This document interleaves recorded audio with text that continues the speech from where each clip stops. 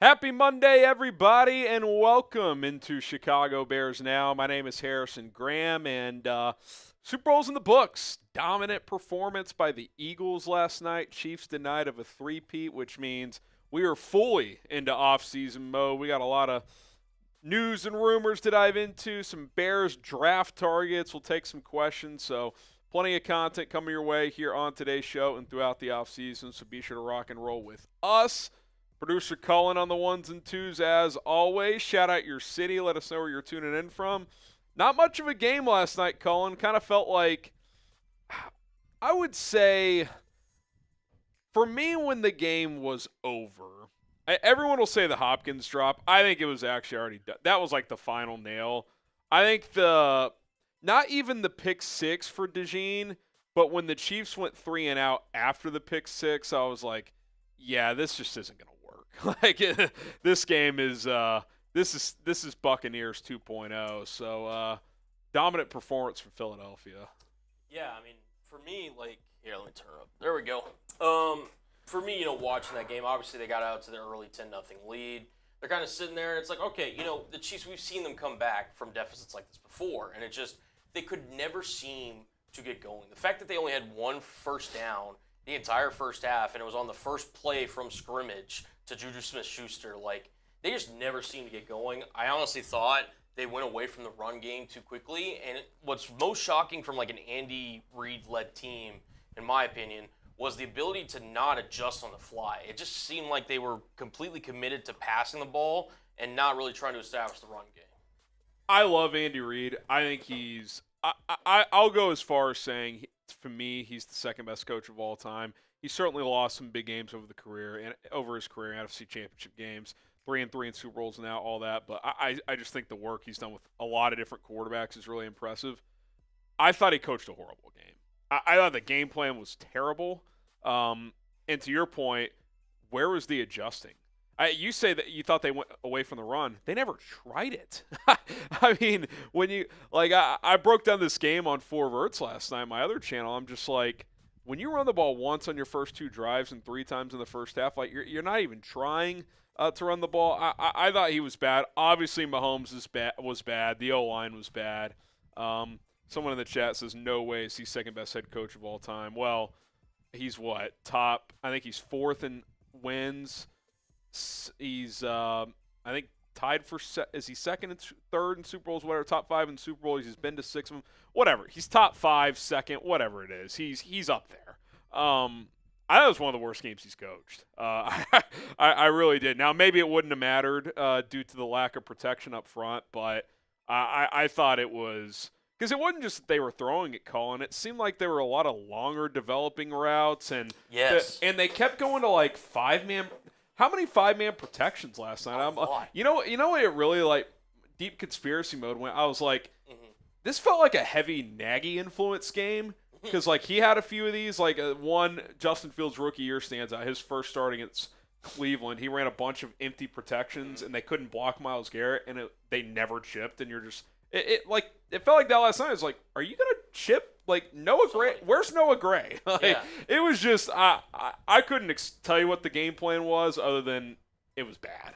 Yeah, even Kelsey, who obviously, he looked slow last night. He could have maybe, got in there, maybe chipped on a couple of his routes. DeAndre Hopkins. I will say this, one time they tried to chip with Kelsey on Sweat, he completely whiffed. It was so the one time you try, and that kind of goes to the point where maybe it just wouldn't have mattered. But it just felt very strange that yeah. Listen, full disclosure, I picked the Chiefs, you did as well.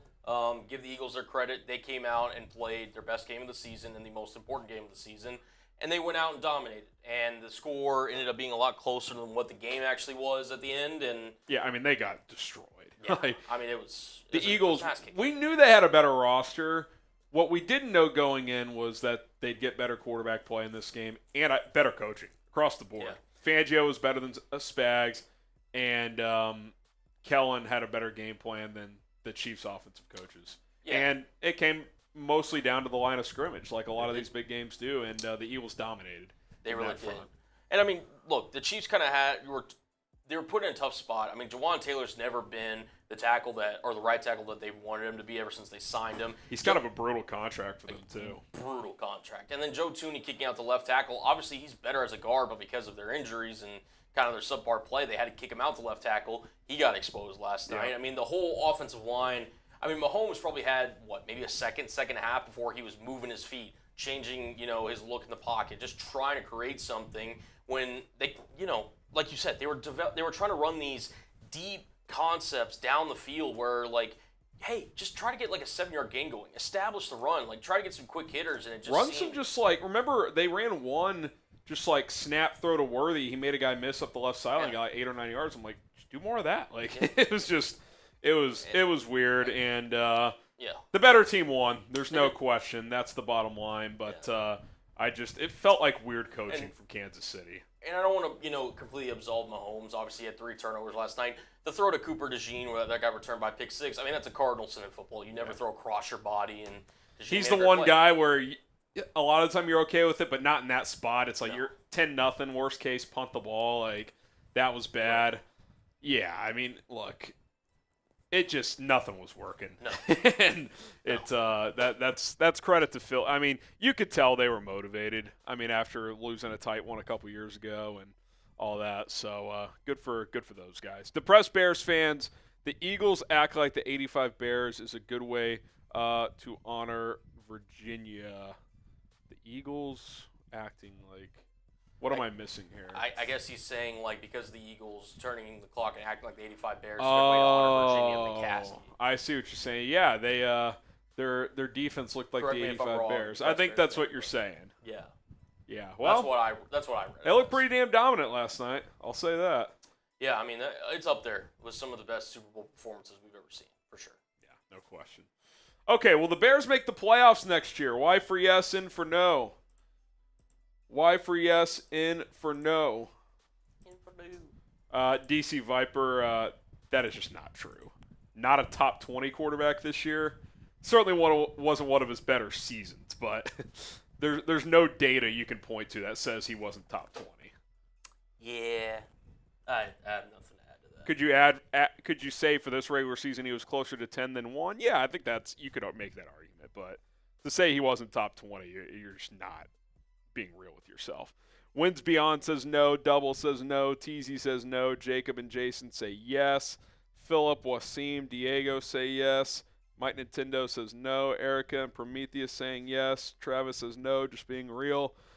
Yeah, I mean, if you ask me today, I would predict against it, just err on the side of caution. But as we've talked about, Colin, the NFC North, I don't know. It kind of feels open again. I mean, Detroit loses a lot of coaching. I think the Packers have some question marks. Minnesota, what's it going to look like, assuming they turn to J.J. McCarthy? Bears have a lot of cap space. Better coaching staff. I mean, it can't be worse if it's at least solid. I mean, you would think that would turn at least into a few more wins. So, see what happens. I mean, if I was a betting guy right now on February 10th, I'd say no, but let's see. Let's see what they do over the next couple months. I think this division, and again, this is true for a lot of divisions, and this is not anything, news-breaking per se, but I think this division truly is going to be won by what happens the next 3 months. Free agency, the draft, just how you're going to be able to construct your team over the course of this offseason, I think could really make the difference in this division. You mentioned it. Detroit lost a numerous amount of coaching. Obviously, Ben Johnson now with the Bears. Aaron Glenn's now in New York. And a bunch of assistants along the staff as well. Yep. If they were to hypothetically go trade for a Myles Garrett and make some really good draft picks, I mean, hey, they just won the division last year, right? Yeah. If Garrett truly is available, I do expect this division to be heavily involved. I could see all 4 teams being interested. 100%. I mean, like the Packers could use him. The Lions, I don't know how much Poles would trade, but I think he'd make a call. Like the Vikings, I mean, would you offer like Dallas Turner a 1 and a 3 for him? Like, I mean, there's got to be teams in this division, and it's the opposite conference is the Browns. So I think that would be very – like if you ask me right now which division is most likely to trade for Garrett, I'd say the NFC North. Because the Browns would like to trade him into the other conference if they decided to trade him, and I think at least 3 of the teams in this division would be interested. 100%. I mean, if you think about the other teams, right? The Vikings, They may not have their starting quarterback from a year they just went 14-3. Yep. Don't have a lot of draft picks there. The Packers, listen, Jordan Love doesn't look like the guy that they gave all that money to, and really was a Josh Jacobs-relied team, who, by the way, kind of called out all the skill position players. Yeah, that was weird. That was a very interesting quote. And then you got the Bears, who, again, they finished last in this division, but if you believe in Ben Johnson, if you believe in Caleb Williams, and they, were able to go out, be aggressive for agency, and nail the draft. Flip some of those 50-50 games. And again, going from 5 wins to potentially even 10 or 10+, that's a huge ask in the NFL. So I'm not saying like it's going to be easy or it should even be expected. But to act like the Bears are just completely written off as a potential winner in this division. Team's got talent. I mean, this isn't when Flus and Poles took over and it was a complete rebuild. Like there's talent. Like Johnson said so himself. Like he likes the roster. Now obviously they got to build the trenches. We talked about that in a video earlier. That'll be a talking point moving forward. But it's not like the Bears are, just 20 players away like they were 3 years ago. I mean, they're probably 2 to 3 excellent players away and 6 to 7 good players away from being like a pretty damn good team, I would say. So and just the quarterback taking a step forward. Like, I mean, if this roster was truly a 5-win roster and they won that many games last year, Matt Eberflus wouldn't have been fired. Yeah, they won 7 the year before, and the roster is in much better shape than when they won 7. And the fact they underperformed is the reason they're moving on to a new head coach. So yeah, no question. All right, these 3 guys have been connected to trade rumors: Micah Parsons, Max Crosby, Myles Garrett. If a Jeanty came to you and said, hey, they're going to trade for one of these guys, the answer can't be none. I don't want to trade for one. If all things are equal, which one would you trade for? P for Micah Parsons, C for Max Crosby, G for Myles Garrett. Which one would you pick? It's kind of an interesting discussion, Cullen, because Micah's the youngest. So you've got that. Garrett, I would say, is the best. Is the best and has the best combination of best and probably health as well, especially between him and Crosby. Micah, a little injury this year. He's been mostly healthy. Crosby gives you the most snaps and is a great pass rusher and run stopper, but he's been kind of hurt the last couple years a little bit. Mm-hmm. So, and with how many snaps he plays, like, does that shorten the shelf life of his career? So, I don't know. To me, I'd be debating between Garrett and Parsons if all things were equal, because Micah's 4 years younger. But and with where the Bears are at, like, would I rather trade for a 25 or 29-year-old? Probably the 25-year-old. Look, I'll give my 2 cents here. To me, it's not even close. I would trade for Micah. I understand his kind of, let's just call it, boisterous opinions and all this other stuff that he does off the field, his podcast and everything. I think let me jab in real quick. I think that's a little overblown. I know Coop, one of our producers, he like the Cowboys should trade him this and that. Like, yeah, I get it. Doing a podcast 3 weeks after losing to the Packers and having Jordan Love on last year, like, do I love that? No. That's kind of today's landscape, though. Like, all these star players have podcasts. Crosby has a podcast. Like, they all have podcasts. So, I mean, I don't look at Mike and I'm like, well, he's too distracted. The guy averages like 13 sacks a year. I mean, he's plenty good enough, and he's still entering his prime. So, and I was just gonna add too, like, as an edge rusher, I don't mind if you're on a podcast doing it. I mean, like, I haven't seen Micah do anything illegal. Like, he's just very opinionated. He's very out there, and he will say what's on his mind. And again, like, because he plays on the Cowboys too, I think that's also part of the reason, to your point, that it gets overblown and everything. But, I mean, these 3 names right here. You had T.J. Watt, Nick Bosa, and I would add Aiden Hutchinson. I mean, those are the 6 That's best the core 6 of edge rushers in football. So if you're able to get the youngest one to pair along with Montez Sweat, I mean, that would be something that you set up. And the intriguing fit about Micah, too, and we're going to talk about him as well, is he's not like he's an average to above average run stopper as an edge. Now, if he's off-ball linebacker, different story, but he's mostly going to play edge. Well, Montez Sweat ideally is a run edge setter first, pass rusher second. He's kind of been asked to be a pass rusher first since they got him, because they don't have an elite pass rusher. Well, if you get Micah, you kind of just tell them, hey, pin your ears back, and Sweat can be kind of the edge setter, kind of like DeMarcus Lawrence is the opposite of Micah in Dallas, while also being your secondary pass rusher off the edge, and you're feeling a lot better about that pairing as a pass rushing duo because you can kind of get Sweat to being back to just that balanced player where he doesn't have to try and hunt sacks, which I feel like he's had to do here a little bit. So, yeah, I get it. The trade cost is a lot, but you still need trenches players, man. That includes the defensive line. So, we'll see how aggressive the Bears are. Alex, I want Josh Sweat. Let's get the Sweats on the same team. Dude, I mean, is it crazy to say he's going to get like 4 for $80, Cullen? I mean, I think he's going to get a lot of money. Yeah, we were talking about this morning. I think when you come off the performance, obviously, in your last game of the Super Bowl that he did, and honestly, his season stats, I mean, here, I can pull up his and Josh Sweat's stats from this season. I mean, they were impressive. They really were. And the fact that, he's going to be a free agent more than likely because, again, Howie's going to be interested in potentially going after Myles Garrett, I'm not sure. That would be such a Eagles move, by the way, to let Josh Sweat and Milton Williams walk and trade for Myles Garrett. Yeah. I mean, that would be peak Howie Roseman. These are Milton Williams and Josh Sweat, 2 expected free agents of the Philadelphia Eagles. I mean, 41 tackles, 8 sacks, 15 quarterback hits, PFF grade of 70 for Josh Sweat, 75 for Milton Williams. To me, Sweat's really kind of outplayed his contract. And to your point, Harry, I mean, you do kind of have to overpay when you're in free agency. So if you're a team out there that desperately needs a pass rusher, Sweat could easily, drive the market really high. Yeah, I like Josh Sweat.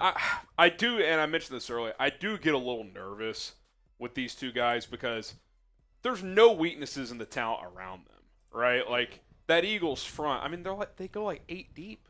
Yeah. I know Bryce Huff didn't really fit in there, but he's inactive for the Super Bowl. That's a guy who has skins on the wall in this league. I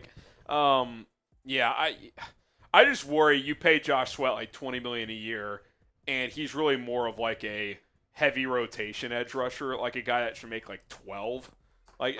That does get me a little nervous. Now, I don't think the Bears should be penny pinching, but I think this is something they really have to evaluate closely. Let's see. Been a Bears fan since 3. Nice. I like Parsons. Who would you replace Allen for? Keenan Allen?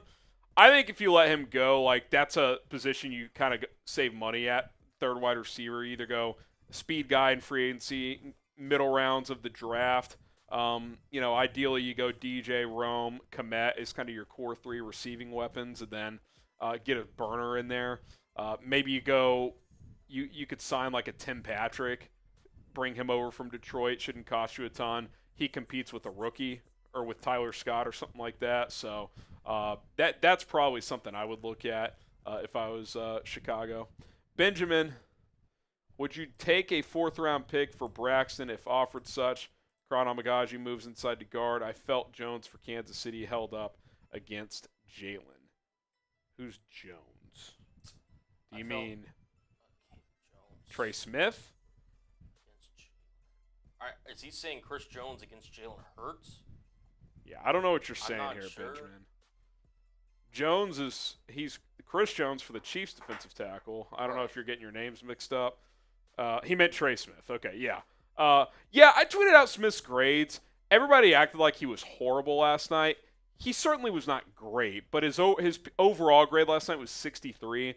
The issue was Mike Caliendo's not even a good backup, and they had to play him because they had to kick Tooney out to left tackle, and they just exploited that matchup. He graded out like a 29.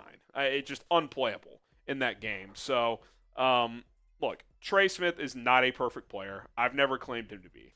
He's just the best guard available if he hits the open market. So, I'm not kind of phased at all in terms of paying Trey Smith. It's going to be an overpay, likely. You have to accept that going in. You don't overpay for 5 reads, but 1 or 2 that can make an impact, yeah, that's something you're going to have to do. So, as far as Braxton goes, if you draft a left tackle at 10 that you're going to start there, maybe he's a guy you flip on the 3rd day of the draft for a 4th. I wouldn't hate that. Expiring deal. You got him in the 5th. He's given you 3 solid seasons. You trade him for a 4th. Sure, maybe that's where you draft a running back or something like that. So, and I think if healthy, you could get a middle round pick for Jones. He's a starting left tackle in the NFL.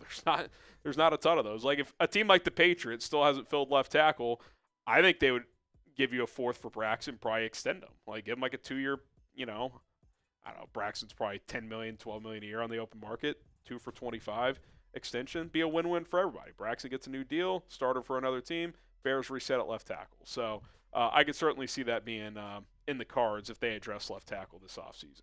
Emiliano says, I was on the don't trade assets away too soon train, but if you get one of those 3 guys, kind of hard not to go for it. Give me Parsons all day.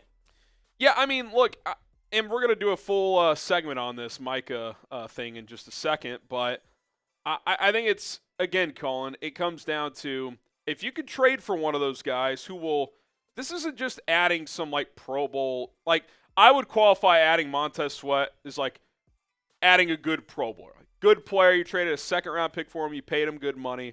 Like, this is trading for a guy that will transform your defense. Like, so if you can do that and still address O-line, even if that means maybe you only add 3 starters instead of 4 or something like that, if you still add enough there, I can live with that because we've already said I think Braxton Jones can start for another year for you. If you go cheap at one of the guard spots this season, as long as you fill the other ones, I think that's okay if you're adding a big-time difference maker somewhere else. Like, you got to get blue-chip players. Now, I'm not saying push O-line to the side at all. I'm just saying to act like the Bears shouldn't sniff around on these perennial all-pro pass rushers when that's also a major need. Like, I think you're not doing your job as a GM if you're not at least seeing what these price points are. So these are things you – and the thing, too, is every offseason, different premium positions are available, right? Like, you can't force – I don't know who's – like, Jordan Mailata's not available. So, like, if he was, I would say go get him over Myles Garrett because all-pro left tackle to protect Caleb Williams is more valuable right now. But if it's a good guard or if it's a starting level guard versus an all-pro pass rusher, like, you still need a pass rusher. Like, let's not forget that. Yeah, and I think, like, with anything else, value and, does the money make sense? Does the capital make sense? Obviously factors into it. You're not going to overpay for Micah Parsons or, Myles Garrett or whomever, but you almost can't either. Right. Like, 2 firsts for Micah Parsons, like, he's going to be a dominant player for at least 5 more years. Like, these guys are pretty, like, bust-proof at this point.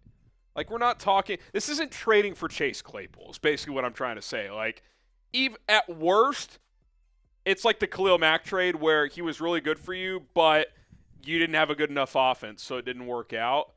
Obviously, you got to feel good about Caleb in the direction of the offense. Otherwise, you probably don't do it. But if you feel like you can still get accomplished there what you need to just ignore this is, I think, is a missed opportunity.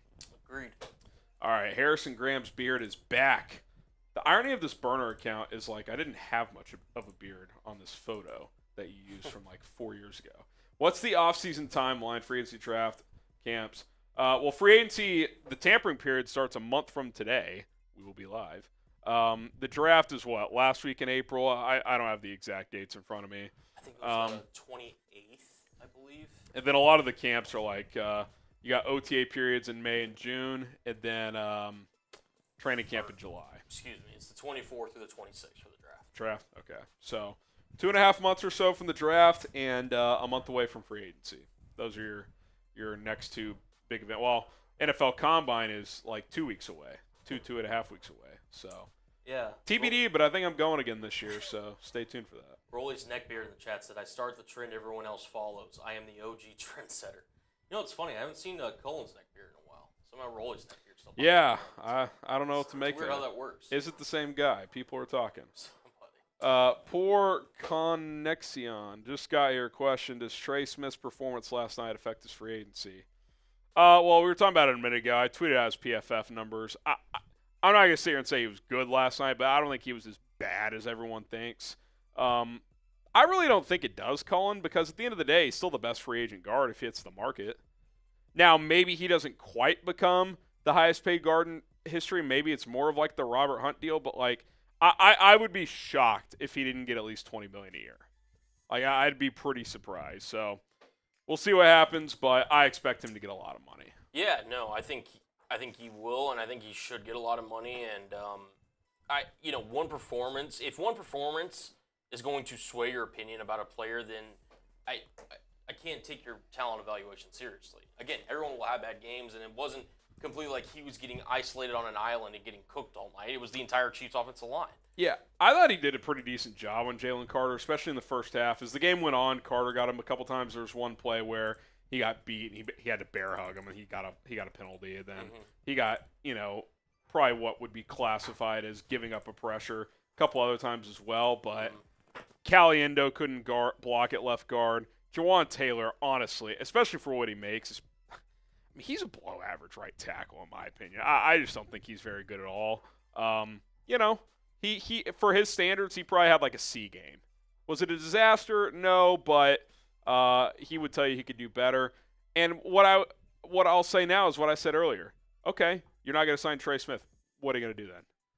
Like, yeah, there's other guards. You can get Will Fries, Kevin Zeitler, etc. But like, that's not changing Smith. Someone's going to pay Trey Smith. It's just a matter of not if it's the Chiefs re-signing him or if the Bears or if someone else does. Someone will pay him a lot of money. Yeah. I mean, and seriously, it's like, everyone loves to point out the problem. Like, oh, yeah, they need to get an offensive guard. Trey Smith sucked. Well, what's the solution to that? And that's what you have to think if you're going to be like, all right, we can't sign Trey Smith. Who's the next guy? Guys, you need two guards. Yeah. Hey, two. Not one. Two. Bring back Tevin. Okay, he's gonna miss 5 games. Like, I don't know. To me, I'm still putting a lot of money at Trey Smith. The Notcast, throw Tyson in the trade for Max. LV needs a quarterback. Guys, I like Tyson Bagent. What's he worth in a trade? A 6th? And he's played 4 games. For UDFA, and for how little money he makes, he's a solid backup. But if Max Crosby costs, let's just say 2 firsts and let's say it costs a first and 2 seconds. Like, if you throw Tyson Bagent in there, it's still probably a first and 2 seconds. Like, it's just not changing the math of the trade that much. That's not a knock on Tyson, but like, backup quarterback, like Justin Fields went for a 6th. He was a starter, like at the time at least. Bagent's he's a backup. Like, he's a luxury. He doesn't cost you any money. So, but yeah, he's not juicing a trade by any means.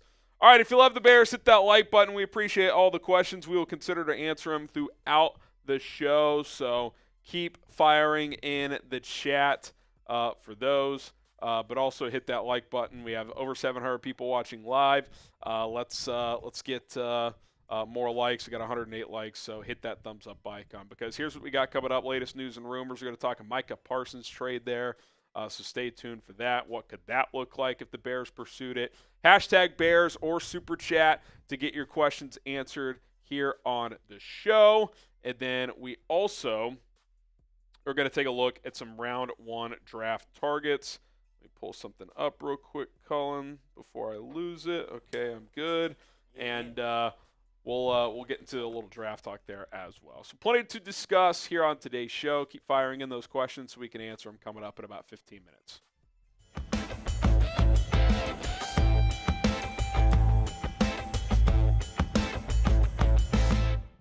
Could the Chicago Bears enter a potential Micah Parsons trade sweepstakes? We're going to explore the latest here on Chicago Bears Now. My name is Harrison Graham. Appreciate everybody for making us a part of your day.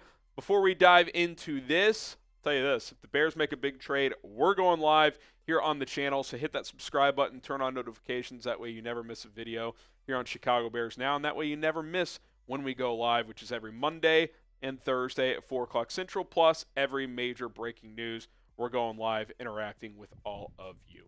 Okay, Micah Parsons, could he end up with the Chicago Bears? And Rapoport on Super Bowl Sunday reporting that Dallas has had, quote, internal discussions, close quote, about trading their superstar pass rusher. Obviously, this got a lot of people's attention. And from Dallas' standpoint, I think there could be some logic to this because they've paid Dak and CD huge money, and they're several pieces away from contending. So if they can get multiple big-time draft picks and maybe a player, I think Jerry and Stephen Jones would consider it. From the Bears' standpoint, obviously Chicago needs another pass rusher. I know offensive line. I'm well aware. The offensive line is the priority, but we can't just ignore that the Bears' defensive line is, when fully healthy, an average unit. Like, when Billings went down last year, it became a below-average unit. Like, I like Montez Sweat a lot. He is not a number one on a good front four. He's a number two. I like Jervon Dexter. He's elevated to being a quality starter. But for now, that's all he is. Billings, good run stopper. He's not elite. DeMarcus Walker, ideally, is a heavy rotation guy. Austin Booker is an intriguing young talent that didn't do much as a rookie. Like, if you brought in a guy like Micah Parsons, probably the best young pass rusher in the NFL, 25 and younger, I think he's 25 years old, that changes a lot for a position group. Like, this guy averages 13 sacks a year, basically. He had 12 sacks last year, and he missed 4 games. I know Micah is a polarizing player. He's got a podcast. He plays for the Cowboys. He's one of the best pure pass rushers in the league. Speed, power, different moves. He could play off-ball linebacker a few snaps for you if you need him to. And to be honest, the fit with Montez Sweat, I think, works really well because it's similar to what he's had in Dallas, opposite of DeMarcus Lawrence, who historically has been one of the best edge-setting defensive end, who's also a good pass rusher. Ideally, that's what Montez Sweat is. Run edge stopper first, who's a secondary pass rusher and a pretty damn good one. Whereas since he's been in Chicago, he's had to be your top pass rusher, and that's really not what he was in Washington. He was a stop-the-run, dominant edge rusher first, secondary pass rusher. That's what he was. And if you bring in Micah Parsons, he's one of the best pass rushers in the league. You just tell him, hey, go pin your ears back. The rest of us will stop the run. Like, you don't even need to really worry about stopping the run. Like, we will take care of that. And Sweat can go back to being that dominant edge setter because in Chicago, that slipped a little bit. And I think part of that is because he's been tasked with being one of your primary pass rushers. So I like the fit. I think Dennis Allen would like it as well, obviously. And Mike is only 25. Like, he is a young ascending player who you'd have to pay. It would cost a lot, both via trade and a contract. But I think it's something you can't ignore if you're Ryan Poles. Like, these are the type of players you should always be sniffing around on, especially if you think you're closer than other people think to being a playoff contender. Should the Bears trade for Micah Parsons? You guys weigh in down in the comment section below. Type T for trade or P for pass.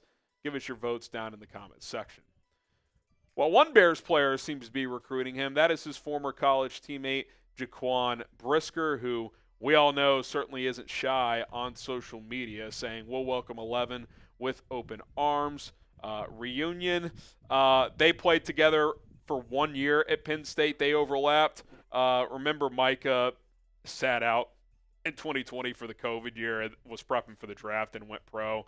So they actually only did play together for 1 season, but obviously they know each other. There's familiarity there. The question, of course, just like when we talked to Myles Garrett, is, like, what's a trade going to cost? Is it 2 firsts? Is it 2 firsts and a player? Is it 2 firsts and a second? Is it a 1 and 2 twos and a player? Like, it's hard to say. And, with the buzz that Myles Garrett, Max Crosby, and Micah Parsons are all going to draw trade buzz, that'll be very interesting to decipher this offseason. We'll kind of explore what some trades could look like for Micah Parsons here in just a moment, but I do want to tell you guys about today's sponsor. That is ZBiotics. Use promo code ChatSports at zbiotics.com/chatsports to get 15% off. That QR code will get you set up as well. And I may not drink as much as I used to since I'm older now, but listen, on the weekends, date night, whatever, I like to have a drink or two every now and then. Unfortunately, I just don't bounce back like I used to the following day. But that is all changed now that I have found ZBiotics Pre-Alcohol. Pre-Alcohol is the world's first genetically engineered probiotic. It was invented by PhD scientists to tackle rough mornings after drinking. Whenever you drink, alcohol gets converted into a toxic byproduct in the gut. It's this byproduct, not dehydration, that's to blame for your rough next day. Pre-alcohol produces an enzyme to break this byproduct down. Just remember to drink this probiotic before drinking alcohol. Drink responsibly and get a good night's sleep tomorrow to feel your best. We all have busy lives these days, so don't waste any more days after a night of drinking. ZBiotics pre-alcohol is the answer we've all been looking for. So go to zbiotics.com/chatsports or scan the QR code on screen right now to get 15% off your first order when you use code chatsports at checkout. You can also sign up for a subscription using our code chatsports. That's all one word, so you can stay prepared no matter the time or occasion. ZBiotics is backed with 100% money-back guaranteed, so if you're unsatisfied for any reason, they will refund your money. No questions asked. Okay, Micah Parsons. What is a trade package going to look like? Just like we did with Myles Garrett, we'll explore some trade packages when it comes to Micah Parsons here in just a moment. I think when you add it all up, you're probably looking at 2 first-round picks. Now, obviously, things can differ based on team, right? Like the Bears are picking 10th. So if they trade 2 first, that's more valuable than Buffalo, right? Like I think the Bills or the Ravens or one of these teams trying to get over the hump in the AFC to catch Kansas City, they would be sniffing around for Micah Parsons as well. So trade idea number 1, just cooking things up. Pretty simple. Your next 2 first-round picks. Number 10 pick this year, first-round pick next year. I get it. Tough pill to swallow, but you've got a high level all-pro caliber pass rusher for at least 5 years. Now you're going to have to pay him $33, $35 million per year. It costs a lot of money, but, you know, when you have a rookie quarterback you believe in, and I think the Bears do, this is when you try to add blue-chip players that cost a lot of money. So that would be number 1. Number 2, first-round pick this year, second-round pick this year, and Austin Booker. Does Austin Booker close the gap enough to only give up a second instead of a first? You could make the argument because your second-round pick is still, you have 2 of them, 39 and 41, so you could give one of those picks. Those are just within 10 picks of the first round. Maybe Dallas is intrigued with Booker. Maybe they would add him and put them square into their rotation. So that could be a possibility. You could also add a guy, or you could switch him out for like a DeMarcus Walker if they want more of a proven veteran presence there as well. So I think similar to the first one, 2 1s or a 1 plus an early second and a player, that could be something you consider here as well. And then trade idea number 3 here is both your seconds this year, 39 and 41, and a first next year. Now, how would the Cowboys view this? Would they want a higher pick this year?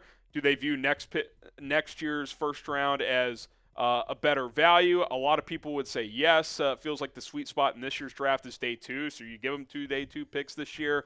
But if you're the Bears, you keep that number 10 pick. You could trade down if you want an extra pick, try to recoup a day 2 pick for this draft. You could take the best offensive lineman available. You could approach that in a number of different ways. And again, we talked about this with Myles Garrett. Talk about it here. If we do it with Max Crosby, we do the same deal. The O-line does need to take priority, but we can't act like the defensive line isn't a major need.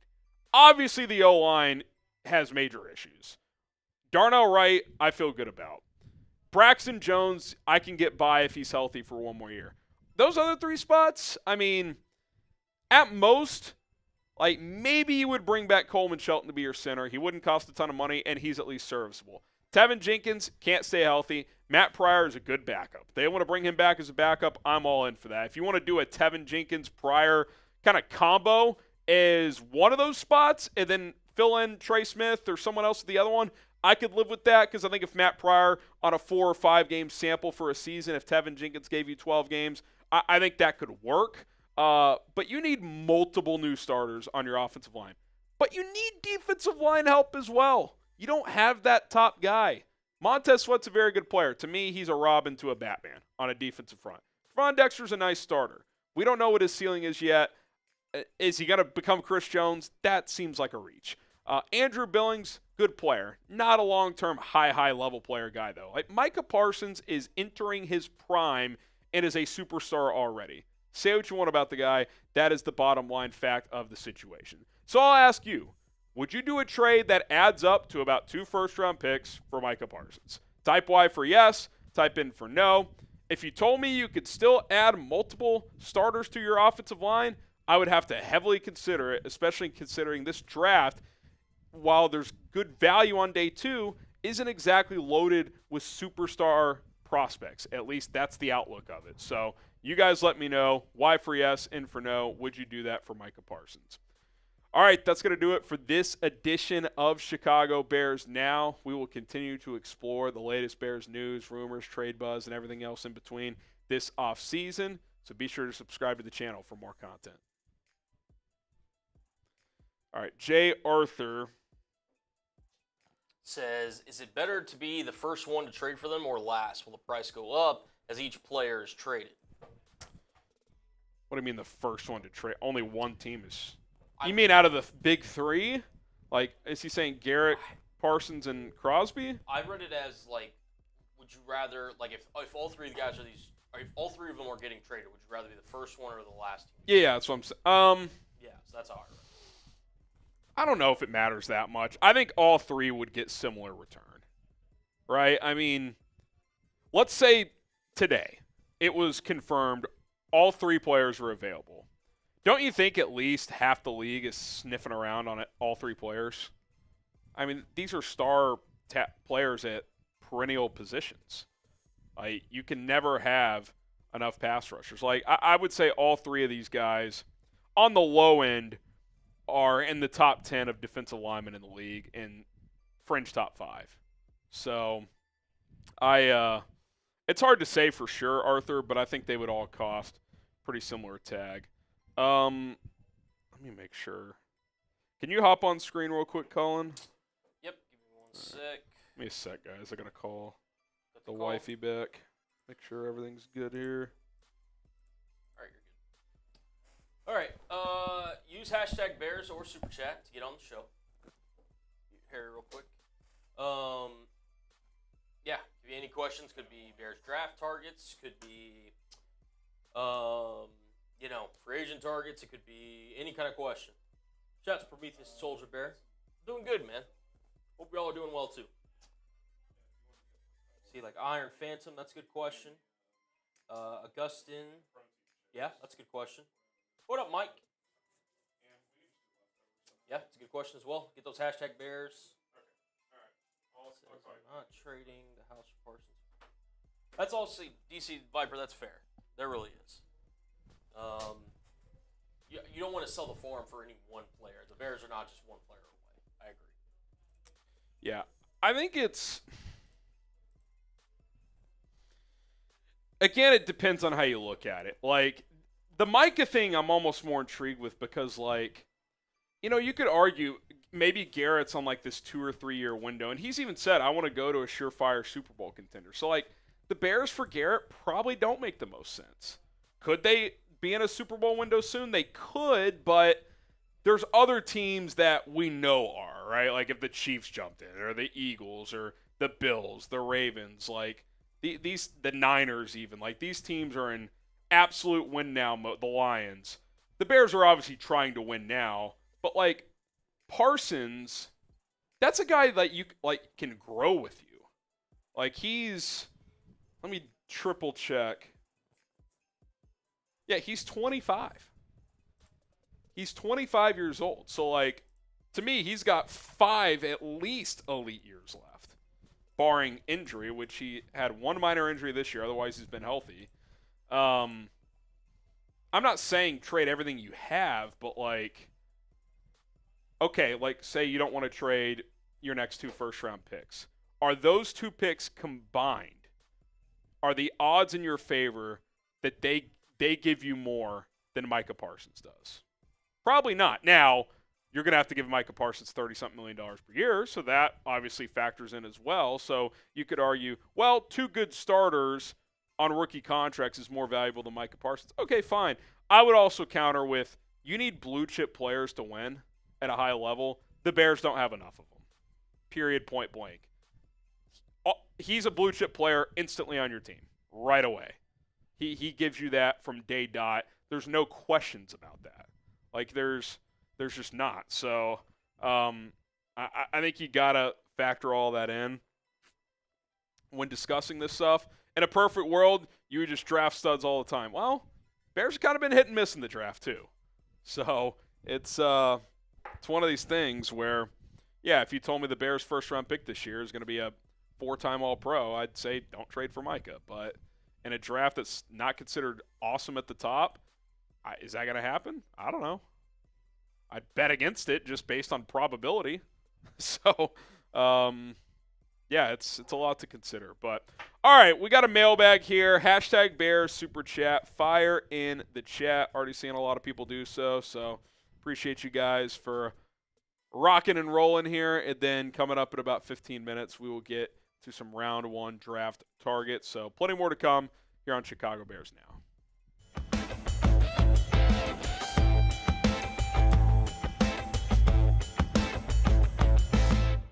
What's up, Bears fans? It is time for another mailbag here on Chicago Bears Now. My name is Harrison Graham. We start with trade season, saying, if all three cost the same, would you trade for Micah Parsons, Max Crosby, or Myles Garrett?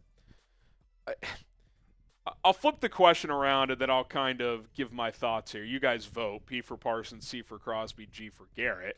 I think Garrett's the best all-around player right now. Like, if you asked me for one season, I'd for sure pick him. If you ask me for 5 seasons, I'd probably pick Micah Parsons because he's 25. Crosby's like in between. He's in between on age. He's a better run stopper than Micah. You could argue Micah's a slightly better pass rusher, although Max is fantastic as well. Max is more of a, like, as talented as he is, he's also a big part of his talent is just like his motor is just nonstop. That's a big part of his game. I mean, all these guys have good motors, but Max doesn't come off the field. But that also might shorten his shelf life. He even talked about it the other day. He was like, the way I play, I may not be playing at a high level in my mid-30s. So I think Micah at 25 years old is still ascending, entering his prime. Like, Garrett is probably going to be elite for 3 more years. Micah could be for 7. I would probably go Parsons if all things were equal. I like the fit opposite of Montez Sweat, who could go back to being more of that edge-setting defensive end. So we'll see what they do. We'll see if they're in on any of these players, and obviously it takes 2 to tango. We'll see if these teams are actually willing to trade them or not. Trump is a Bears fan. Interesting. I didn't know that. Could you see the Bears signing Josh Sweat after that monster game yesterday? Yeah, I think they'll be in the mix. I do think, and, obviously in free agency you have to be willing to overpay. I think he's a guy you probably need to have a line at and not willing to cross, because in his career, at times he's been a starter, but at other times he's been a heavy rotation guy. Like, I don't think Josh Sweat all of a sudden is like all-pro player. I think he's a solid player. I think he's a good player. He was damn good against the Chiefs, I'll tell you that. I mean, when he pile drove Joe Thuney into Mahomes' lap, which led to a pick to Zach Bond, that was a hell of a play. I mean, he was dominant in the Super Bowl. He's not giving you that week in and week out, though. Like, he's a good player that kind of has really good weeks and then weeks where he doesn't give you a ton. So I could see some team giving him $20, $22 million per year. To me, I'm more comfortable in the 15 to 18 range, but we'll see. We'll see if the guarantees is probably what would matter most on a potential structure there. DC Viper, I'm pretty interested to see how all the rookies do at the Pro Day. Hopefully it makes the choices easier for the Bears as who to draft, but my eyes are on Jordan Birch and JT Tuimoloau. Yeah, Cullen talked about Jordan Birch, one of his draft crushes out of Oregon. JT Tuimoloau, I thought he was dominant in Ohio State's playoff run. He kind of finally reached his full potential. Remember, he was this number 1 overall recruit, and he had a good college career, but he was kind of flashy. He would have huge games and then disappear for a few weeks. In the playoff run, he was dominant. I love Tuimoloau at 39 or 41. If he's sitting there, I think that's great value. He's big, he's athletic, he's strong. Birch, we'll see where he goes. Probably somewhere on day 2, but it's there's some intriguing players in that range of when the Bears are going to be picking in the second round. So I think that could be a spot where they get a pass rusher if they don't invest in one in free agency or on the trade market. Subscribe to Bears Now if you want full off-season coverage. We're talking the latest news, rumors, free agency, draft, trade buzz. We got it all. Hit that subscribe button. If you want to be a part of these mailbags every Monday and Thursday live, 4 o'clock Central. Ferta Productions, how about a trade for any O-lineman? Yeah, I mean, good O-linemen typically don't become available via trade, especially like really, really good ones. Like the Orlando Brown one a few years ago to the Chiefs, that one stands out. But even he, like, good player, but not blue chipper, right? I don't even know who would be that this year. Like, are the Colts going to trade Quentin Nelson? I doubt it. I'm trying to even think off the top of my head. Teams just don't trade good linemen, especially in their prime. Now, you might be able to find a guy like exiting his prime on like a team that's not winning right now. I don't know, like Joel Bitonio of the Browns or something like that. There was chatter that if the Browns enter a rebuild, he may want out. But like, is that a huge needle mover? I'd probably rather just sign somebody. So it would have to depend on who it is, Ferda. But I'm open to all avenues to improving the trenches because that's got to be a priority. Christian McClung, who is the best edge prospect for day 2 of the draft that we can end up taking? Well, we just mentioned JT Tuimoloau. Jack Sawyer could fall, but most think he'll go first round. Princely Uman-Maleen, the Ole Miss edge, I think he could be in that range, 39 to 41. We mentioned Jordan Burch as well. Who's the guy? One of those A&M guys, Scorton. Could he be sitting there? Maybe he's late for round 1, early round 2 is probably in that range. The Boston College kid, I'm going to screw up his name. It's like Ezeriku or something. He could be a guy that's sitting there in the second round. I do think there's a good volume of players on day 2. Defensive tackles, too. Like Walter Nolan, late round 1, early round 2.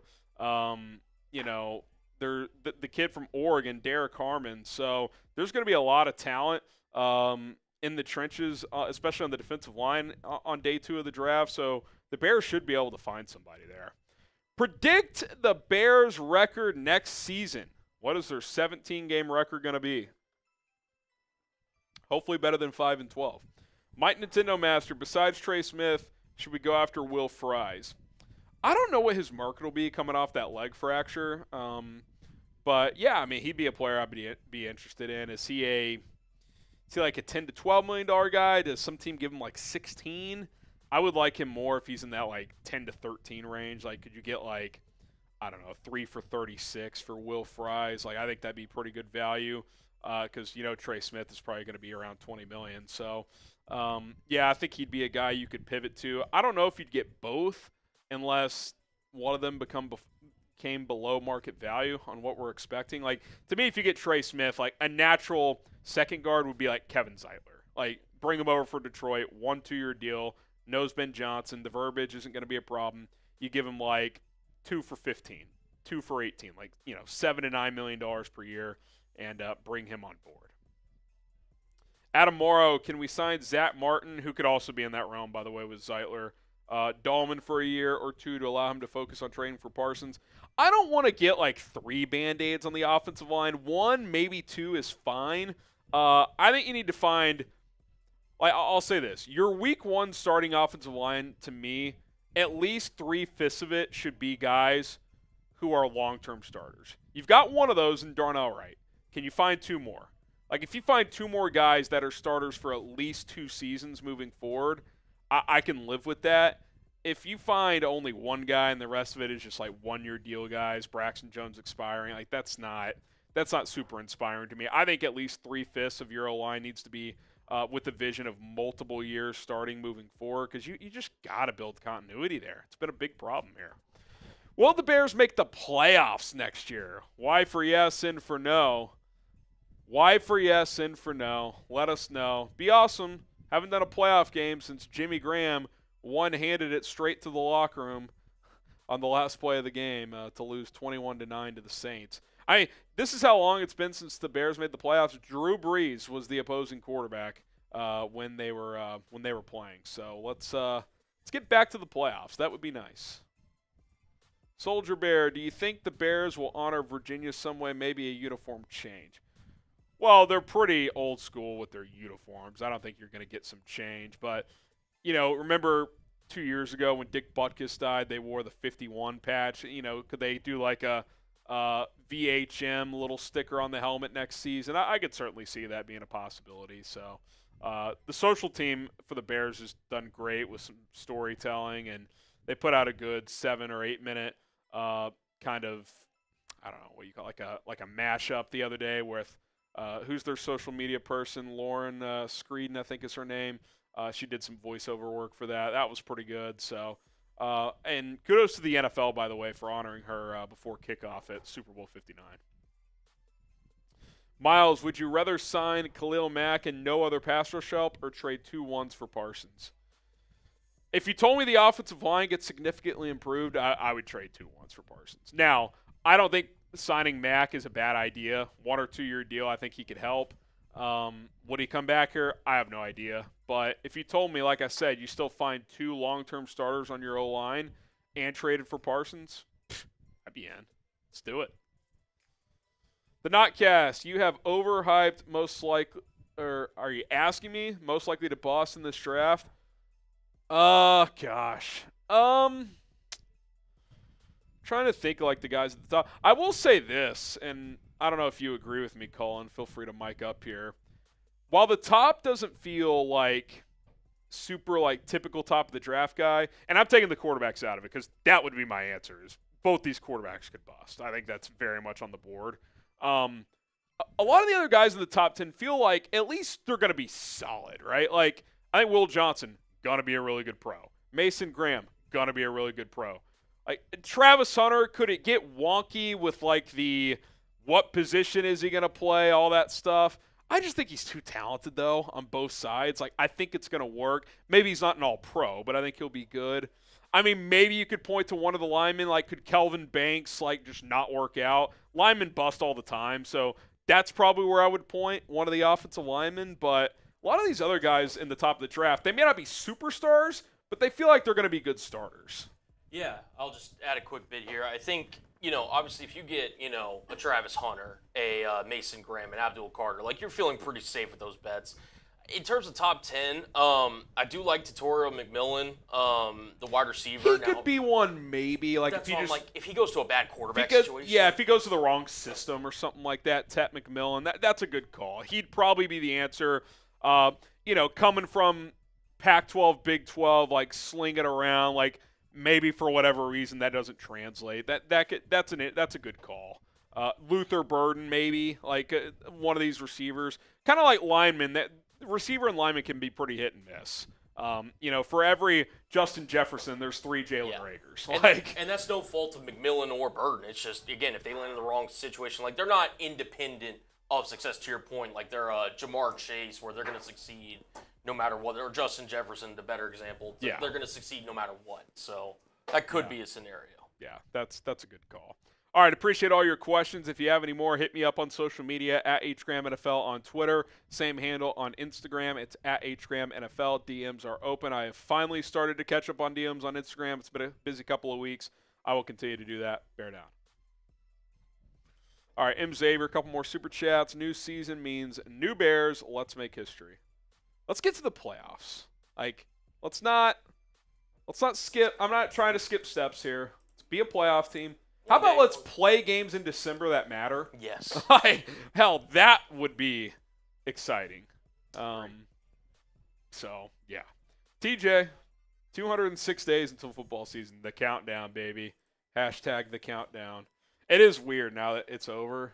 It's kind of I know it's been over for the Bears for a while, but kind of sucks. I was sitting there, and so I was watching, obviously, the Super Bowl with some of my buddies last night. My brother, ironically, was just like, he loves football and everything, but he looked at me and was just like, hey, is there any chance you want to get out of here early? And I was like, you just wait, like a month from now, you're going to wish football was back. Yeah, like every second. My wife, who is a huge football fan, she finally went to bed 40-6. Understandable. 40-6. Got work in the morning. She gets up early, all that stuff. But, like, I'm sitting there and I'm like, oh, my God, Mahomes just threw a 70-yard pass to Xavier Worthy. It doesn't mean anything. That's one of the greatest throws I've ever seen. Like, we're not gonna get to watch football for another 8 months. So yeah, it sucks when the Super Bowl, like, the season ends and the Super Bowl sucks. I mean, that sucked last night. Even if you're like, I'm glad the Chiefs lost, wouldn't it have been better if they lost on a last-second field goal or something? like Butker misses a game winner, like there's something like that. But you're gonna miss that 40-6 blowout in about 3 weeks. Mr. Finster, what do you think about taking Luke Lachey? That's the Iowa tight end. They have a history of good tight ends. I'll be interested to see where he goes. You are right. They have good tight ends. I do think, Cullen, the Bears need to draft a tight end. Now, I think it's probably day 3, but I think you sign a tight end and you draft one, and that's your trio with Kmet. Yeah, he was a really highly regarded recruit coming out of high school. He ironically really wanted to go to Ohio State. Like, he has like a bunch of family members that went to Ohio State. Just never materialized into the tight end they thought he could be as a prospect, but he could be an interesting day 3 target. Again, 2 years ago, he averaged 14 yards a catch, had 400 yards, and 4 touchdowns that season. The last couple of years, he was hurt a lot last year. Then this year, he was okay. I think he's day 3, like 5th round, something like that. Yeah, day 3 target. Especially if he can block well enough.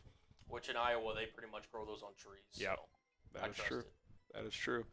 All right, who we got here? Chris Nagel. It says Poles has been bad in the trench, or he has been a bad trenches drafter.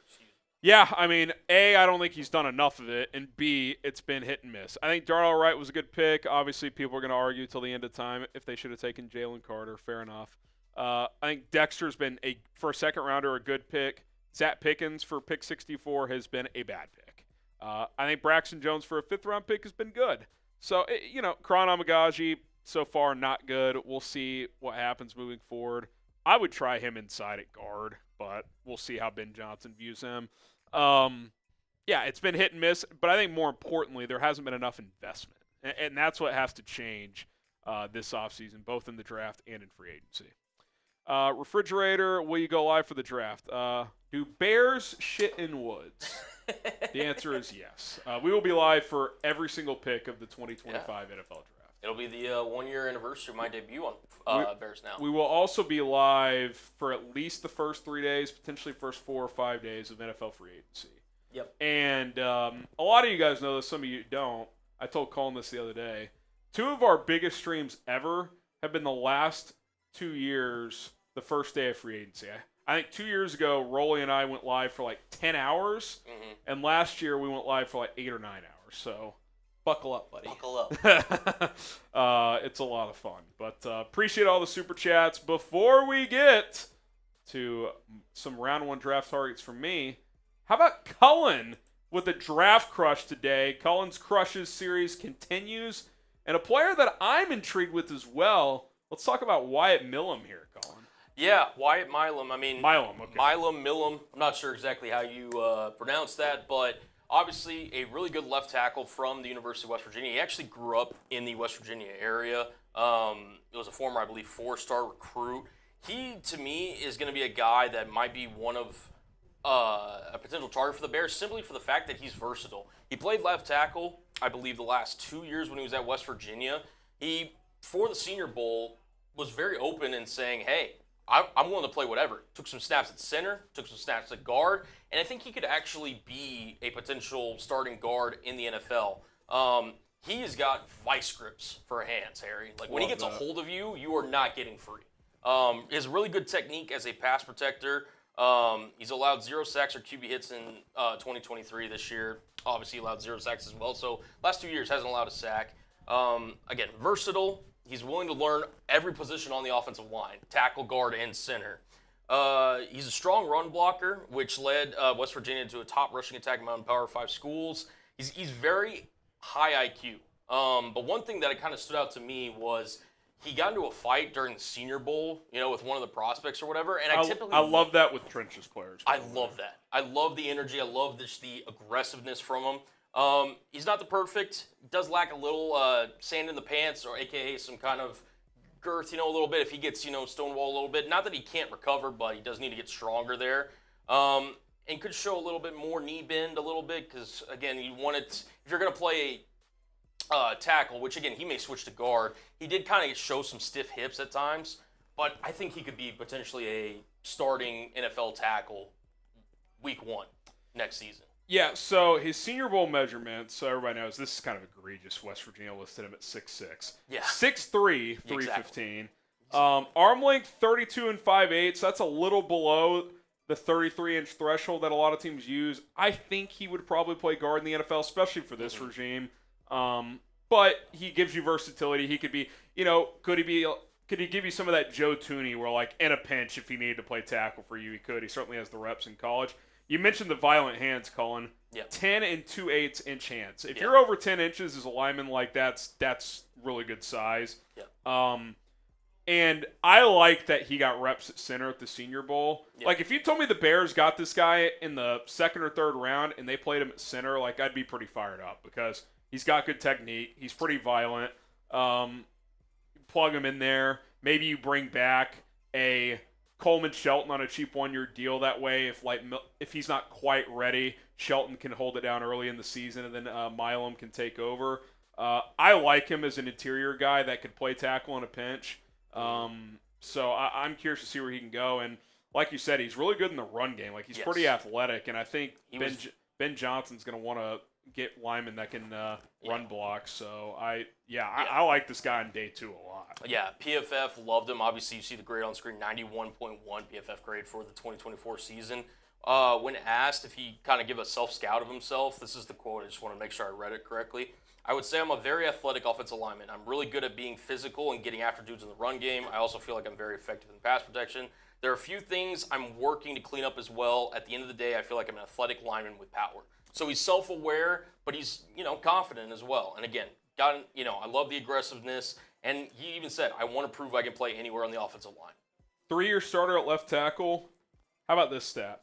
0 sacks allowed per PFF. Yep. 1 hit allowed in 3 years. Yes. That is over 1,400, 850, quick math. Almost 2,300 snaps, giving up 0 sacks and 1 hit. So I think this guy might be getting slept on a little bit. Yeah. Probably because he doesn't have, like, the prototypical tackle size and length, which is probably why he'll kick inside in the NFL. But, yeah, I'm excited about this guy. I think he could be someone that the Bears take a long look at. Yeah, and again, like, kind of as we get deeper into this process, like, where teams will sit there and play will be a little bit more clear. Obviously, there's some players that teams, there could be a team out there that says, we're going to try to play him at tackle. We feel like he could be best there. And I'd be okay if they tried him first at tackle. Yeah, knowing the Bears regime with the arm length, and maybe it's different with Johnson now, who knows. I would guess they put him inside, but who knows. Yeah, and I mean, because of his versatility, he is willing to play wherever. Maybe you start him out at tackle, you kick him inside whenever Braxton Jones comes back. I mean, you could obviously throw him out there.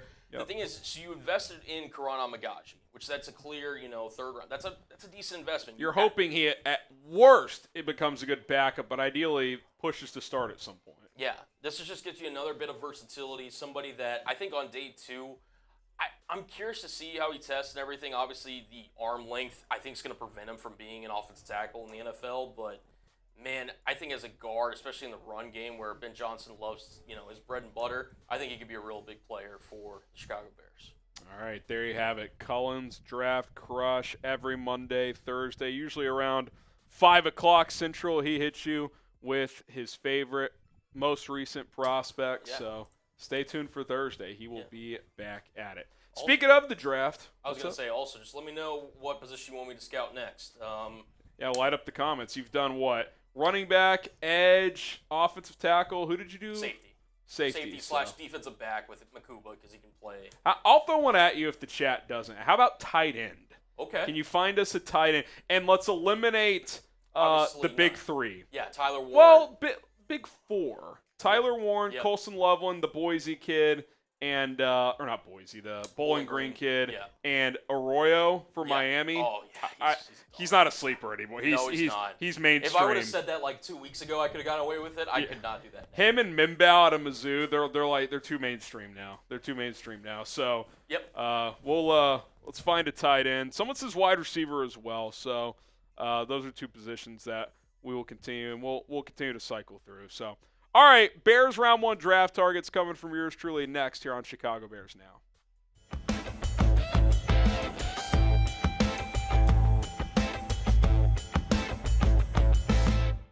I'm Harrison Graham. On today's episode of Chicago Bears Now, we're going to take a look at some Bears draft targets in round 1. So we're going to take a look at guys the Bears could take with the number 10 pick in the draft, or potentially in a small trade down or something like that. So that's what we are going to do. Now, to me, it goes without saying, if one of these two players is available, and I'll verbally mention Travis Hunter, I know it's not a top need, but if he somehow was there at 10, I wouldn't pass on him. But Mason Graham or Abdul Carter, which I think both go in the top 6, so I don't think the Bears are going to get them. But if one of them fell to 10, that's like an automatic trigger pull for me because it's still a premium position of need in the trenches. So that goes without saying. The next group of players we're going to talk about are guys that at least have a pretty good chance of falling to number 10 in the draft. So if Abdul Carter's there, if Mason Graham's there, take them. Don't think twice. Turn the card in, and we're on to pick number 39 in the NFL draft. All right, I got a challenge for you guys. If this Bears draft video gets 50 or more subscribers, 50 just new people that haven't subscribed to the channel, I'll drop a new mock draft during Thursday's live show. If you want a new mock, 50 plus new subscribers on today's show. If not, maybe you don't want as much draft content. So, man of the people here, if you guys want the draft content, prove it. We'll drop a new mock on Thursday. Okay, let's take a look at some draft targets in round 1. I think Will Campbell is going to continue to be a name you're going to hear a lot. The LSU offensive lineman, and for good reason. I think he's got a good ceiling, maybe not an all-pro ceiling, but a guy who could be a multi-time Pro Bowl, but a huge floor. I don't want to call him bust-proof, but I don't think he will bust. When you, no Diddy there, by the way, Jesus. When you arrive on campus as an 18-year-old in the SEC and win a starting left tackle job at LSU and never give that up, that means something to me, and that is what Will Campbell did. He's a 3-year starter at left tackle, including when he was 18 years old at LSU. He gave up just 4 sacks in 3 seasons in the SEC, playing against perennial NFL talent. Just 13 quarterback hits allowed as well. I think his floor is extraordinarily high. And the one question with him is, does he have to kick inside to guard? The good news for the Bears is that shouldn't bother you about picking him, because if his arm length is a little lower, okay, draft him, play him at left guard. You need guards too. So I think you could take him if you want to start him at tackle, and if he doesn't work out there, if you want to keep Braxton Jones this year, you start him at left guard, then maybe you kick him out next year if Braxton Jones walks. Whatever the case may be, Will Campbell, I think, to me, is a plug-and-play starter, and the floor is pretty high. So I like what he brings to the table. His tape is excellent, good feet quickness, good power, good technique. The arm length is the only question, and we'll find out that at the NFL Combine. Okay, Mike Green, the edge out of Marshall, who a little undersized for a traditional 4'3" defensive end. He's 6'3", 251. Came in a little heavier than people expected, so that was a good sign for him at the Senior Bowl. But, man, this kid's tape and just his overall production was fantastic. I get it. It's Marshall, small school, all that stuff. But they played Ohio State and Virginia Tech, 2 Power 5 programs. He played excellent against both. This guy's a real player. And he went to the Senior Bowl and competed against top Division I Power 5 first, second, third round pick talent. A guy like Josh Connolly just planted him. He's going to go first round. And not only did he hold his own, he dominated. He was one of the best players at the Senior Bowl for 2 days of practice. So I think he's going to go top 15. I don't think number 10 is necessarily too rich for him. Would the Bears draft him, given his length? He's in the 8th percentile for true defensive ends. Dennis Allen typically likes bigger and more longer arm guys at defensive end, so we'll see. But, man, he plays with power, technique, and quickness. What is the bigger need for the Bears in the trenches? Is it offensive line or defensive line? Type O for O-line, type D for D-line. You give us your thoughts in the comment section down below. Okay, we are sponsored by Prize Picks here on Chicago Bears Now. Football season may be over, but daily fantasy with Prize Picks is just heating up. Get started today at prizepicks.com/CLNS. Use the code CLNS to get a $50 bonus when you sign up and just play for $5. You set lineups of 2 or more players, pick more or less on the stat projections available from our friends over at Prize Picks. Basketball, the All-Star break is just around the corner. Going to be a lot of opportunities during that event as well. So get started today. You got soccer. You've got hockey. Obviously, basketball, like I mentioned, plenty of sports. And I like two-player lineups. They're easier to hit. And if you're watching live on Monday, Luka's debut, you get a nice little discount there on the points plus assists, 30.5. You know he's going to want to show out. If you're watching after Monday, you'll see if I collect here on this two-player lineup. Kalal Ware, I like the more on points, rebounds, and assists. He's been pretty good for Miami as of late. $10 to win. 30 on this one, but certain lineups you're going to win up to 1,000 times your money right now. Get started today, PrizePicks.com/CLNS. Use the code CLNS. Get that $50 bonus when you sign up and play for just $5. Links in the comments and in the description. Choose more, choose less. It's PrizePicks. All right, Kelvin Banks Jr., who, you know, I almost wonder, is he kind of the opposite of Campbell in the sense of maybe his ceiling is higher, but his floor is certainly lower? That's kind of what draft Twitter and draft analysts seem to think. I see a lot of differing opinions. Like Mel Kiper, I think, is one of the guys who really likes him. Other draft analysts, not so much. Like I've seen him go as high as like 7 or 8 in mock drafts. I've seen him go in the 20s. So don't really know where he'll go. He graded out excellent this year for Texas per PFF. Got better and better each year for the Longhorns. Like Will Campbell, 3-year starter at left tackle, including his freshman year. Now, I think he was a redshirt freshman when he started his first year, so not quite the same, but the point remains that he's been a really good player from day one at a major program going up against major competition.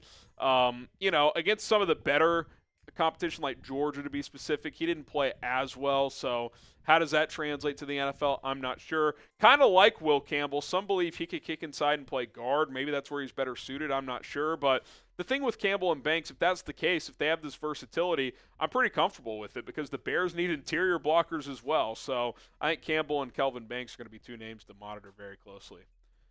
All right, I'll throw Ashton Jeanty in there, the running back out of Boise State. He's obviously been linked to Chicago quite a bit. He himself said the Bears are a team he would like to play for if they took him, especially with that number 10 pick. As of now, filming this in middle of February, I would not take him at number 10. Now, like I said the other day, if you really beef up the trenches in free agency and if you're able to add a starter or two on day 2, obviously you wouldn't know that since you'd be taking Jeanty first. I could live with it. And this is, again, this isn't a slight on Ashton Jeanty. I'm a big fan of his game. I think he's going to be a really good player in the NFL. I think he's the best running back in this NFL draft. It's just, even though the running back to me is making a comeback in the NFL, A, you still have to get the trenches right first. And B, I love the depth of this position in this draft. These are 10 guys you could get in the second, third, maybe even fourth, fifth round in some cases, starting with a Marion Hampton all the way down to a Ollie Gordon, a Damian Martinez. Like, all of these guys could be available when the Bears are picking at 39 and 41. Maybe Hampton's gone, but I think a lot of these guys are going to be on the board. And I love Ashton Jeanty, but build the trenches, take a running back on day 2. That's kind of how I'm viewing this. And, maybe Ben Johnson views Ashton Jeanty as his Jahmyr Gibbs. I'm not sure. But right now, if you're asking me, would I take him number 10 overall? I would not. Maybe in a trade down, I would consider it later in the first round, especially if you use your free agency allocation dollars on multiple offensive linemen. But as of February 10th, when we're filming this, I would have to go in a different direction. Would you take Ashton Jeanty in the first round? Type Y for yes. Type in for no. At number 10, I'm not sure. Okay, Mykel Williams, last player I want to spend a lot of time on here, and then we'll have a couple of honorable mentions that I want to discuss as well. Very intriguing player because he's big, he's long, he's athletic. I think he's going to be one of these NFL Combine warriors. But then you look at the numbers, and he was just okay, right? Like, better. I'll say better than okay, but the raw stats don't jump out at you, right? Like, good player, but, kind of left you wanting more at times. Like, certain games he would disappear, other games he'd be awesome. Now, I do want to make note, Jalen Carter was kind of the same as a 3-tech at Georgia. Like, when he was locked in and played well, he was unblockable. At other times, like, where is he? Maybe this is a similar situation. I'm not sure. This would be a traits over production pick. Again, I think the traits are really going to stand out at the NFL Combine. 6'5", probably about 260. I expect him to have really long arms and big hands. So I think teams will fall in love with his upside. And, the number 10 pick is probably about the starting point for a guy with his talent and with his athletic profile. So wouldn't shock me at all. I think he would fit a Dennis Allen prototype at defensive end. Wouldn't be my top target here, but someone that I could see being in the mix. A few other guys, Josh Simmons, the offensive tackle out of Ohio State. Obviously, he's got to pass the medical questions, had the knee surgery in October. We'll see what that looks like when they do their medical checks in Indianapolis. Shamar Stewart had a great Senior Bowl. He's got big size. He's like 280, 285 as an edge, 6'5", 6'6". So he's a guy you could move around, do some different things with. Armand Mimbaugh, he played strictly right tackle at Mizzou. He may have actually started 1 year at guard. I think he did, actually. 1 year at guard, 2 years at right tackle. Obviously, unless you're moving Darnell Wright to left tackle, you're not playing Mimbaugh at right tackle, so this would probably be a guy you kick inside to guard. But again, you need interior pass protectors as well. And he's a guy that I think is a higher floor guy in this draft, so he could be someone in that range at number 10 as well. Niners pick at 11 wouldn't shock me at all if they drafted him, played him at right tackle, because they need someone the opposite of Trent Williams.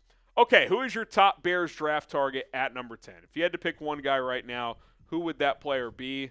Drop a name for us down in the comments section below. I would probably, if all things are equal, say Will Campbell right now. I think he's safe. I think he's solid. I think he can play multiple positions. Don't think you'd feel nervous about that pick whatsoever. But things could certainly change. There could be higher ceiling guys. So we'll just have to wait and see how free agency plays out first. All right, that's it for today's Bears Draft Targets video. We will continue to talk about the draft, and we'll have a new mock draft on Thursday live show if we get 50 or more new subscribers on today's episode. So if you haven't already, hit that sub button. It's free, and bear down. All right, we'll hit whatever super chats are left, and then we will get out of here. Haunting History says, free agent targets, Javon Holland, Liam Eichenberg, Ryan Kelly, Drew Dahlman, Josh Sweat, draft, O-line round 1, running back, defensive tackle, tight end, day 2. Thoughts? I just think Javon Holland's going to cost too much money. Yeah. I'm not in the bit. Like, I get it. I think safety is probably a position we're not talking about enough, Cullen, but, like, I can't pay $15+ million for a safety this offseason. Like, I understand if you need to go find a starting caliber guy for $8 million, but I just Kevin Byard, to me, he's good enough to be for sure be one of your starters. Like, that plugs one hole. You keep him. And if you need to hedge for Brisker, then you either draft someone in the middle rounds, or you sign someone again in like that $6-8 million range if you need to. Like, there's always guys like that at safety. Javon Holland, you don't need. That's a guy like you get when you have a shit ton of cap space, which the Bears have a lot. But like the trenches are glaring need. Mm-hmm. I can't pay Javon Holland in front of the Bears. He also did not have a great year. No, he didn't. For a little background context, I used to do a little help with our Dolphins channel, which Rolly hosts now. He hates Javon Holland. He does, and he's a lot of good points over there. I won't bore you all with the details. Let me just put it this way: if Javon Holland, the asking price, which I know PFF early offseason was like 16, 18 17, million. 18 million a year, do not pay it. I mean, if it came down to like 10 or something, okay, like I might be willing to pay that because I think he's worth more than that. But like, and look, full disclosure, I have no idea what the Brisker situation is. Is he a guy that's in their plans? I don't know. So I'm acknowledging that you may need to go get a safety, but I don't think this is the offseason to splurge on a $15 million safety. I just don't. Eichenberg is fine. Like, if he's the worst of two guards, I guess that's okay. Ryan Kelly, Drew Dahlman, I'd be cool with either of those at center. Josh Sweat, I'm cool with. Breaking the bank for him gets me a little nervous, but I'd be cool if they got him at least not too crazy of a price tag. And then, yeah, I think running back, defensive tackle, tight end, day 2 could very well be in the cards. Another pass rusher, good edge rusher could be in there as well. So I like a lot of that haunting, but Javon Holland's kind of a non-starter. He's going to cost too much money for what the Bears need to invest in right now. Just take Makuba. Yeah, Cullen crush, baby. All right, we're out of here. Appreciate you guys tuning in. Today, we will have more content moving forward. Offseason, full force. Expect the rumors to start to ramp up. We will cover all of those. Shout out to Colin for producing, and we will have content tomorrow. We'll be back live on Thursday. So until then, bear down and subscribe.